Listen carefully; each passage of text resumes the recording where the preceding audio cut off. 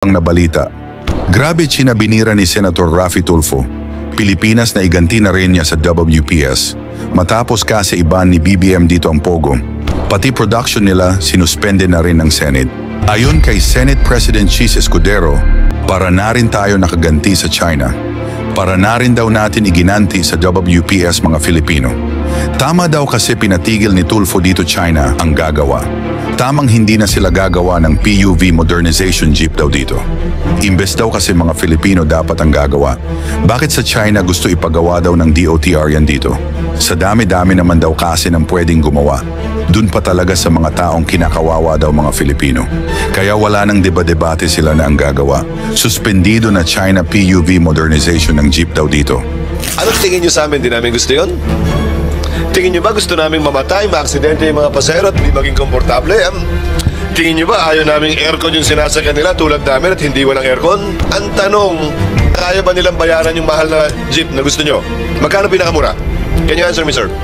Yung cheapest po for class 2 or 3 is around mga 2.2 million po at umabot po to almost 2.6. Yun po yung mga gawang China at meron po tayong gawang China. Exactly nga po. Wala dun sa presyong yun yung gawang Pilipino.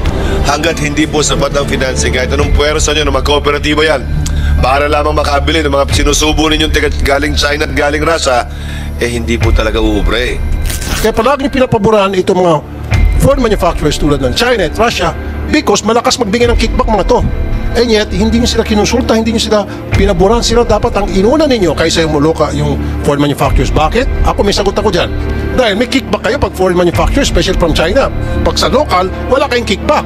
Na-expose kayo. Yun eh. Yun lang yun, sir. Palagay ko, tama naman po ang mungkahi.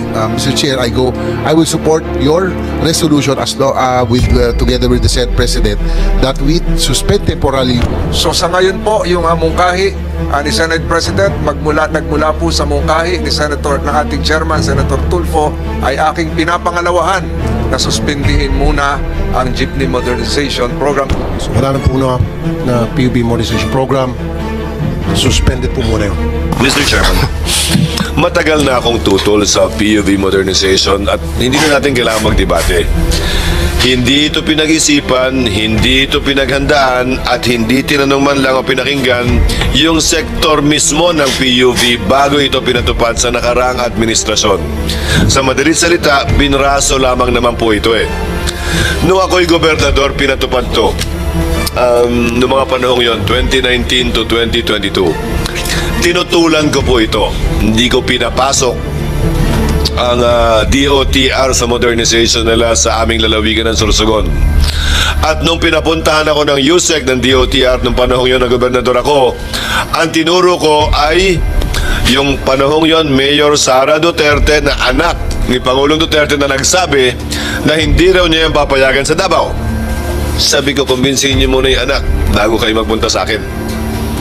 Kasi kahit si then Mayor, now Vice President Sara, ay tutol po dito nung siya'y Mayor. Parang pagtutol ko nung gobernador ako. Huwag na natin ulit-ulitin. 2.5 million yung pinakamura. Lahat ngayon sira na. Puro gawang China at gawang Russia. Ba't hindi tinutukan at binigyan ng pansin yung mga gawang Pilipino mismo? Nakalikha pa ng trabaho at hindi pa nabura yung kultura, tradisyon at kasaysayan na nasa likod ng ating PUV. Yung mga kwadradong parang minibus na binibenta ng DOTR sa nagdaang administrasyon, hanggang ngayon, sa totoo lang, walang kaamor-amor sa akin At sa totoo lang din, kasaysayan din namin, ginamit ng kooperatiba, Mr. Chairman, gumastos ng humigit kumulang 300 milyon yung isang kooperatiba namin yung Sorsogon. Sumugal. Sa mahigit kumulang 40 yata o 50 minibus na binili nila, mga 8 na lang ang tumatakbo ngayon. Pinagkahuyan na rin yung mga nasira. Kulang nga ng paghahanda. At bilang panghuling punto, Mr. Chairman, sa halagang 2.5 million kada isa, saan naman kukuha ng pambayad nun yung operator o yung driver? Kahit anong computation ang gawin ninyo para mabayaran yung buwan ng hulog sa isang PUV na 2.53 million ang halaga, kahit maganda ko ba yung driver, kulang po ang 24 na oras na pamamasada para mabayaran yon na may kita pa rin yung operator at yung driver. Ang solusyon dito, Mr. Chairman, sa panig naman ng ating gobyerno, mulat mula ang solusyon naman dito, pinansyal Paano nyo mabibigyan ng sapat na kakayahan ang PUV, driver at operator para mabili itong sinasabi nyong malinis, moderno, mas maayos at mas maganda?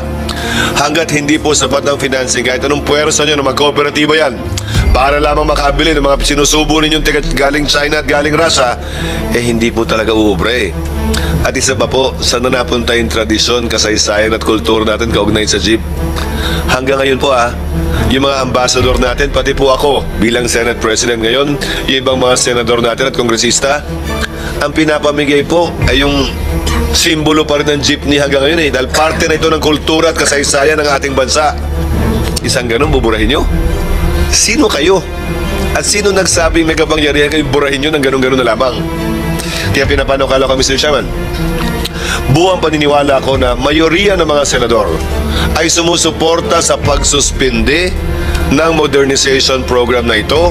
Kaya imbis na panukalang batas o dagdag dito, makakapagpasa tayo agad ng resolusyon expressing the sense of the Senate na hinihiling at pinapanawagan sa Pangulo na ito'y pansamantala munang suspindihin hanggat hindi nasasagot lahat ng mga katanungan, lahat ng problema at lahat ng kwestyong pinansyal kaugnay ng modernisasyong ito.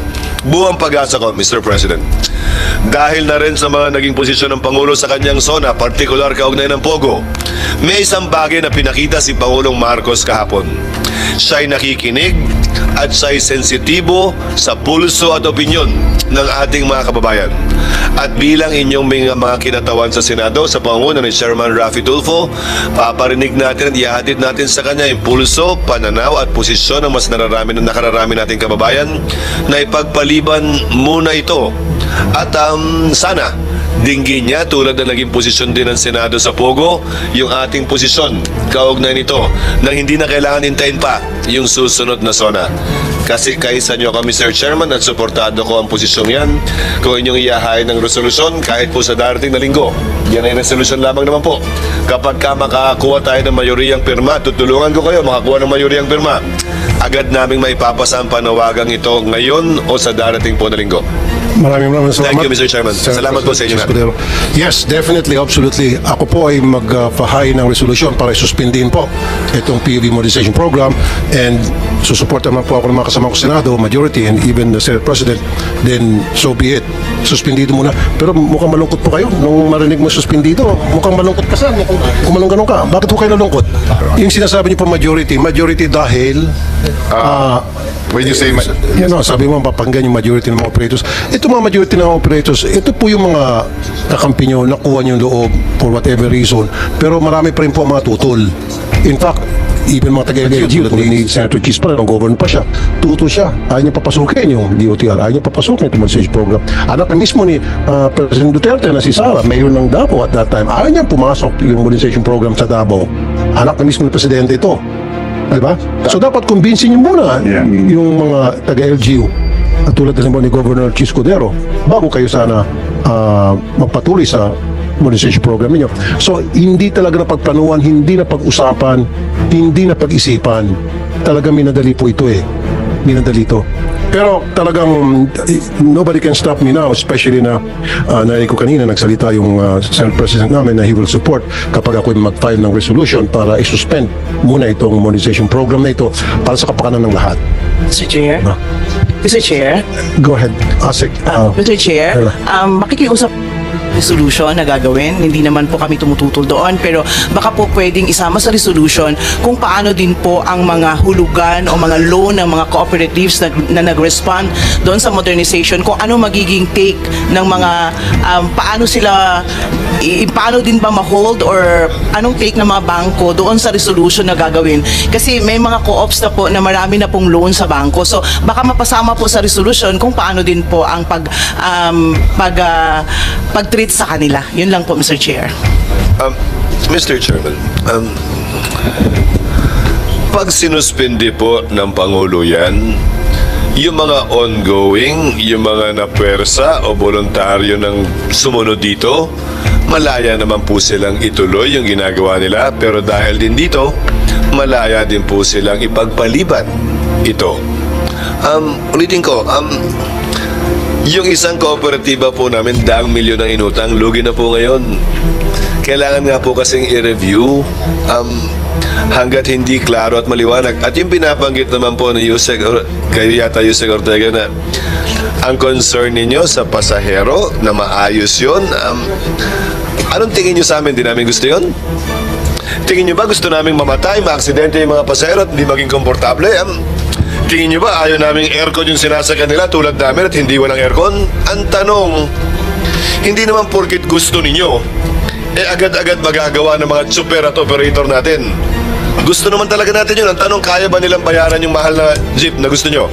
Magkano pinakamura? Can you answer me, sir? How much is the cheapest modern jeep that you're providing for our drivers right now? Cheapest, sir. And where is it made?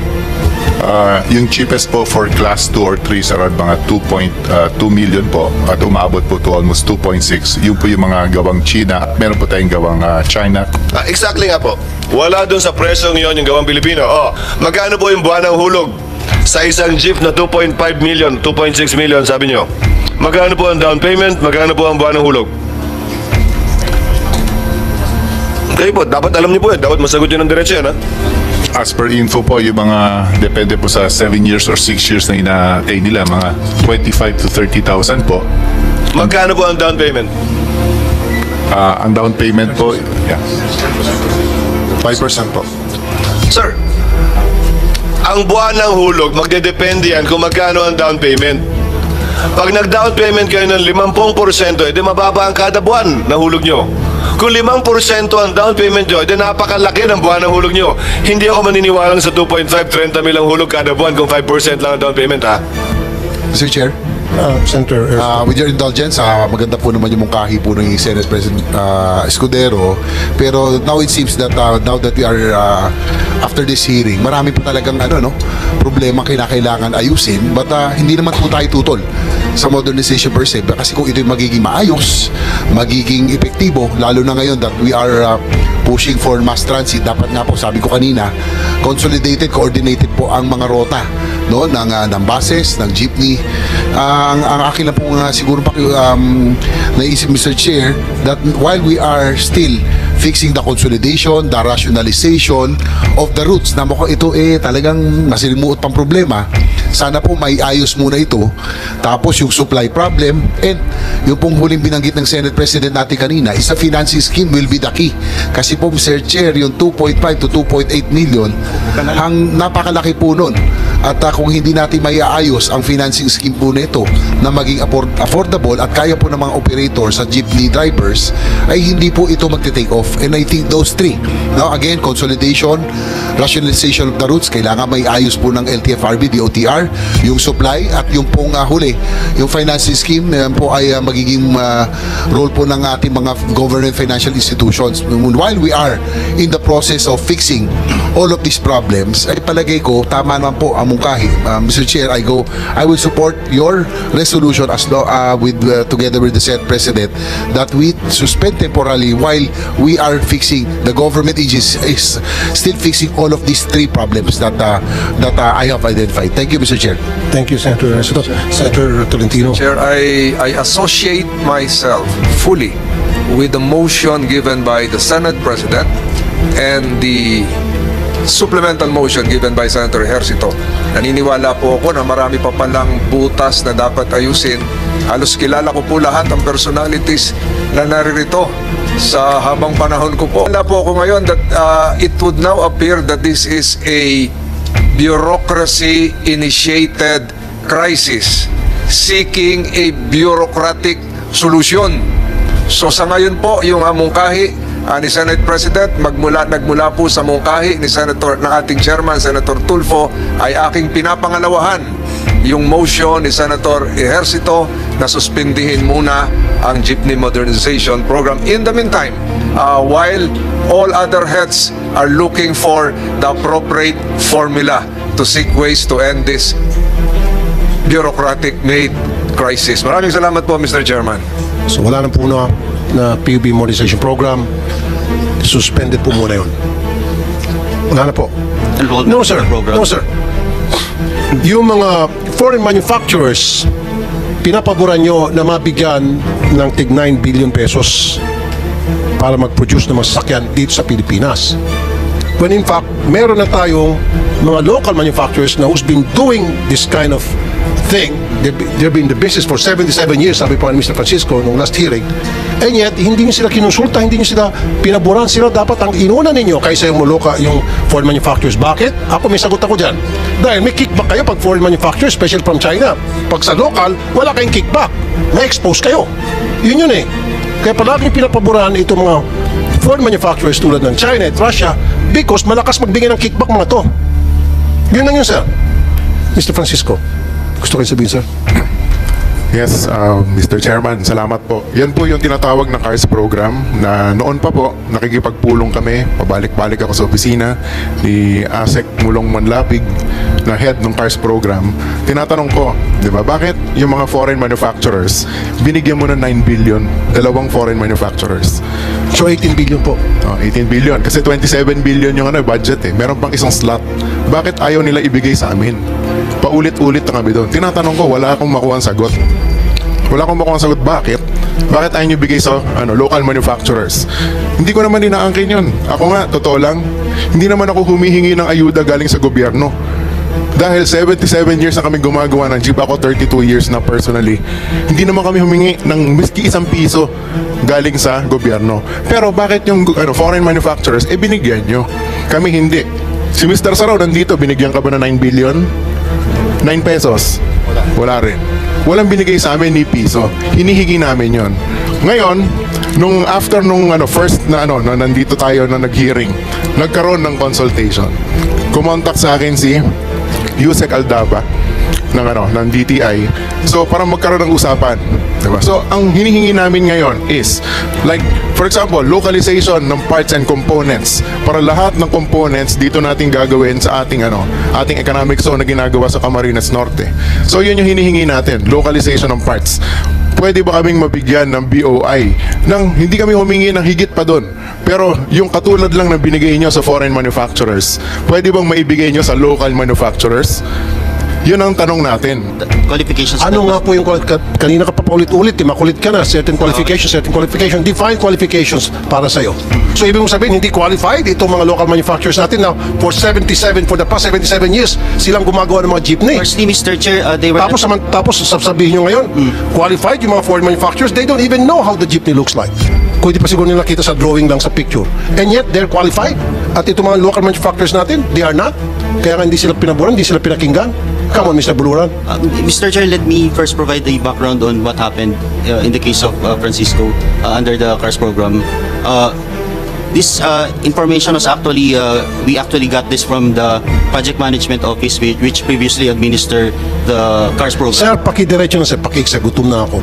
Bakit hindi nyo pinaboran ang local manufacturers natin at ang pinaboran nyo ay yung mga foreign manufacturers? Pakisagot lang po diretso. Mr. Chair, Bakit po? According to the PMO, they were not able to file their application for enrollment within the period provided. Jeez. Mr. Francisco. Hindi totoo yun. Hindi Napakalaking kalokohan nun. Kaya nga, parati ako nakikipag-meeting sa pamunuan ng CARS program. Kasi haba-habang problema na yan sa BOI. So, sa tagal namin, napakahaba na ng history namin. Ilang palit-palit na ng mga tao sa BOI. Kasi mula 1990s pa lang, iniipit na kami ng BOI So, what can we expect? Di ba? Alam mo, Mr. Buluran, napaka-flimsy, shallow yung binigay mong reason kung bakit hindi sila qualified because they didn't beat the deadline. They weren't able to file their application on time. Paulit-ulit na sila nakikipag-coordinate sa inyo, hindi nyo pinapansin eh. Mr. Chair, Baka they don't meet the qualification para sa inyo para mabigyan si Eddie. Kailan mo po si Eddie? Kailan niyo po? Eddie, ikaw? Ay, yung kasabihan sa kanto, Kanye. Yun sir, yun eh. Hindi, kanina, sorry sir palaging pinapaboran ang mga foreigners, foreign investors, foreign manufacturers, kaysa sa local. Although I'm not against sa mga foreign investors, pero dapat nasa tama lang. In this case, dito sa Jeepney Monetization Program, pinapaboran yung mga foreign manufacturers because merong kickback. Kita mo, 2.4 million pagkamahal-mahal na sasakyan. Samantalang pag si Mr. Francisco, magkano kung sakali yung inyong jeep na gagawin? Yung tunay na jeepney natin, 1,997,000. Kaya humihingi kami ng ganyang incentive galing sa gobyerno para mas lalo pa natin mapababa yung presyo. Yung 1,997 na yun, bababa pa yun ng mga 30 to 40% when we localize all of the components. Meron tayong capabilities. Hindi na natin kailangan improve yun. Lumabas ka lang dito, makikita mo yung mga orange na tumatakbo dyan ng mga Pinoy. Kami may gawa nun. Simula 1970s, hanggang ngayon tumatakbo pa rin. So ang kailangan lang namin ay kung hindi kami tutulungan ng gobyerno, ay wag lang kayo magpabigat. Yun lang inihilig namin. Pero kung makakatulong kayo sa amin, mas makakabutihan para sa mga operators natin. Kasi bababa ng husto yung presyo, marami tayong mabibigyan ng trabaho ng mga kapwa natin Pilipino. Yun ang pinakamahalaga dito. Kaysa ibigay natin sa mga foreign manufacturers na sila yung nagkakaroon ng trabaho. Yung kita, dun pupunta sa bansa nila. Dapat dito sa atin, parang umunlad yung bayan natin. It's our chance to modernize and to industrialize na tinatawag. Yun yung pinakamahalaga dito. So, kami, noon hindi kami humingi ng pera. Pero binigyan nyo yung foreign manufacturers. Dapat, bigyan nyo rin kami. Yung local manufacturers. Hindi lang para sa akin, pati si Mr. Sarao. Nandito, 77 years na kaming gumagawa. Tapos tatanungin nyo kami kung nagka-qualify kami. Di ba? Parang hindi natin ma-connect eh. Walang connection. Qualification, dapat nga, nung nag-consultation kami nila, Yusek Ortega, yung sa bagong COC, nag-request ako, dapat meron tayong grandfather clause. Ano yung grandfather clause? Dapat merong konting incentives yung mga 50 years or older na gumagawa ng mga sasakyan na ibang, yung certain requirements, dapat i-waive na eh. Parang hiningan mo yung Filipino citizen ng birth certificate. Parang ganon. So, ba't mo kami hihingan ng mga requirements na iba na hindi naman kailangan? So, ang nire-request ko noon kay Yusek Ortega, susunod kami doon sa PNS. Bigyan mo kami ng COC, pero i-accept mo na kami doon sa requirements na, na mutin academic. Kasi ang tagal-tagal na namin gumagawa ng mga sasakyan, then sasabihin mo, hindi kami nagko-qualify. Sigurado ako kung sumasakay ka ng public transportation, nakasakay ka sa isa sa mga gawa namin. Or mas marami pa. Kasi lumingon ka kaliwat kanan, ang daming gawa ng Francisco Motors. Always, sir. Yes, always. Tapos hindi kami nag-qualify. Yeah. Pero Mr. Buluran, excuse me. Mr. Buluran, nakaka-insulto nga naman na sila yung gumagawa ng mga jeepney natin dito. Sila nakakaintindi kung paano gawin yung traditional jeepney natin. And yet, sila ang ayaw niyong suportahan. Ang susuportahan nyo, foreign manufacturers na gagayahin yung jeepney natin, na they will come up with the jeepney na yun ang gagamitin natin dito. So, in short, parang lokohan sir eh.